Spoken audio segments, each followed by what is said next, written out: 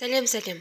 Бүгінгі тақырып Елдос Колобоктың парақшасында қаншаға жарнама жасайтынын ашып айтты. Оны бастамас бұрын каналға тіркеліп, лайк басып, комментарий жазуды ұмытпаңыздар. Бір пост 1 миллион теңге. Елдос Колобок парақшасында қаншаға жарнама жасайтынын ашып айтты. Бағдарлама жүргізушісі блогерден бір пост 1 миллион теңге, сторис 600 мың теңге ма деп сұрайды. Блогер бағдарлама жүргізуші Аман Тасынға бұл айтқаның рас, иә рас. Мен шақырмай-ақ өзіңіз айта берсеңіз болады екен ғой. Жарнаманы алғанды үнемі тексере бермеймін. Кейде иә, кейде жоқ. Аузы күйген үрлеп ішеді дегендер қазір бір ғана компания жарнама жасаймын. Алдында біреудің курсы болса да, кафе ашса да салып беретін. Бірақ мен барып тамақ ішкен емеспін. Біреудің бір нәрсесін жеу үшін жарнама жасамаймын. Менің ақымды төлесе, сол жерге уақытымды бөліп, барып жарнама жариялап берем, деді Елдос Колобок.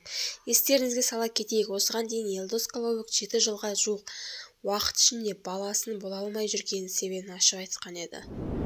Соңына дейін тыңдағандарыңызға рахмет. Лайк басып, комментарий жазып, каналға тіркелуді ұмытпаңыздар.